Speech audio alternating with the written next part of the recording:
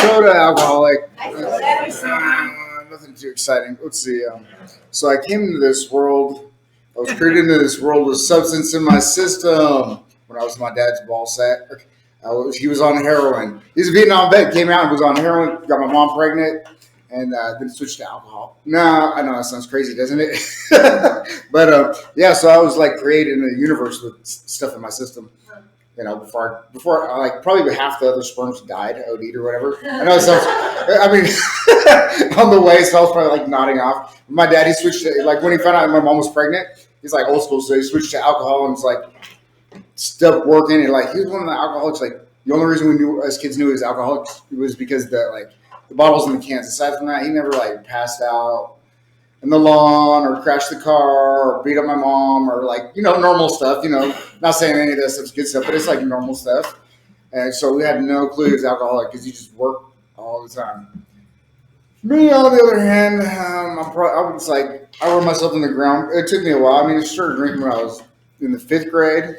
We had some cool older uncles in the neighborhood, like my friends' uncles. They were not older than us because we were kids, but they put like mason jars with watered down, what's it called, Jack Daniels in it, just so we wouldn't drink the Jack Daniels. And then not too much more exciting stuff happened. Like middle school, started messing with drugs and alcohol, but it wasn't like, I don't know, it wasn't like too hardcore or anything like that. And then I decided I wanted to be hardcore, and then I ended up going to prison for a long time. And then, I don't know, like in prison, I had like when I was in county jail, like fighting my case. So I was like, oh, what was I gonna do?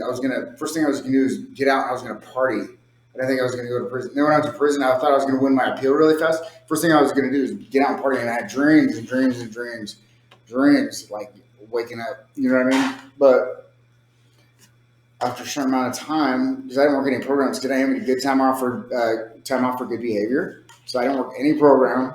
I was like, F you guys, how you guys gonna tell me how to live my life? I don't know, you know what I mean? Says the guy in prison, right? But yeah.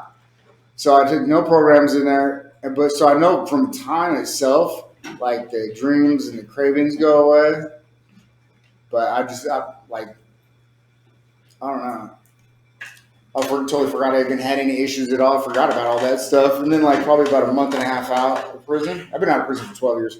About a month and a half out of prison, I decided to, I could drink because I Googled it. I could come up positive for drinking. Let's say I had cough syrup. Oh yeah, I was sick or whatever. Tell my PO. I hope I'm not telling anybody some dirty secrets so they go out and do it. But yeah, so there started my daily drinking, and I was working, and I was one of the functioning alcoholics for a moment. And then I got up to like only like a half a fifth a day. And then I started like 6 hours into my shift, I started getting sick. And I remember later, and like I'd come to the rooms and I'd be like, how do these people drink like a whole fifth or like 2 fifths a day? And I was like, well, they're probably drinking during work or before work or instead of work. But I didn't ever drink till after work. So I only got up to half a fifth. And that detoxing, oh my goodness, this stuff is horrible.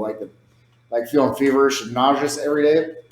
So I cured my alcoholism with methamphetamines, right? Somebody told me that's like just switching seats in the Titanic, which pretty much was. But it was much faster because instead of showing up for work, I was calling in sick for work. I was like, oh yeah, I'm going to go to work. But yeah, I still drank. I just didn't get up to like the physical part of it. I ended up getting, the last time I got any time, because usually I just come into the rooms, try to absorb a little bit of wisdom. My first 2 sponsors were, they just kind of like, the first one, I was like the cool dude in the neighborhood, or whatever, so he just wanted people like, here's my sponsor. We never talked about the steps. And then the next sponsor I had, we never even talked about steps. I guess he thought he was going to get laid or something like that, because like half of my friends were females, and he like misinterpreted something. But yeah, we never went over any steps. But the only time I get any time was like 6 months. Was the last time I was sober. It was because had a sponsor, was going through the steps, showing them to meetings, just like the basic suggestions. And that's what I'm doing right now. Same thing. But this time I got to switch a plan because one of the things I heard sometimes, like bounce around in rooms. I don't know if it's in the literature. It might be. I haven't read everything. But they say secrets, don't keep secrets because they'll take you out. That's what took me out last time because they started having these dumb ideas in my head. And I knew that if I tried to hold a stupid idea, like And if I would have said it out loud, how stupid it would have sounded, because, like spoken word, the power of it is like way more than bouncing around in your head. Plus, like somebody else might say it, like a logical response that you already know in your head, and you don't want to hear logic. So for like 2 weeks, I was saying all this stupid shit to myself. So every once in a while, I have to say stupid stuff out loud. Like I see my best friend. He's still down on Third, hanging out, partying. One time I seen him like maybe a month and a half ago or something like that. And I was like, "Hey, how you doing?" He's like, "All right, just doing the same thing." And I was like, he was like, "How you doing?" I was like, "Clean and sober." He was like, "Sober? What the hell is sober?" He started laughing so hard. It was hilarious, right? And he was asking some lady next to him. He's like, "What does sober mean?" Super wasted, He's just having lots of fun with me. But I have to say stuff like this out loud. It's not a good idea for me to hang out with my friends that are having a lot of fun without me, because I'll probably be having too much fun my damn self, And I like being sober anyways. But yeah, I know it sounds really stupid, but I got to say stupid things like that out loud and get my group therapy from you guys, so it like bounces back in my head a little bit better.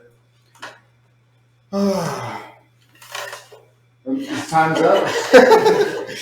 But yeah, I'm on step 4. Nothing too exciting. I wrote it out. I haven't gone over it with my sponsor. See my sponsor all the time. It seemed like at a couple meetings a week.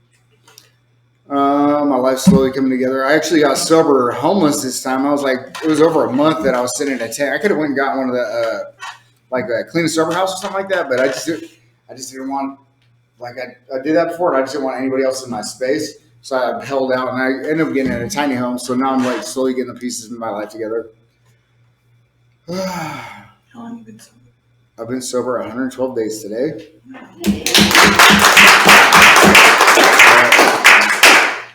Yeah, I think that's about it.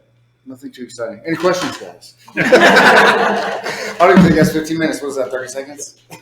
That's all right. You did all right. All right. All right.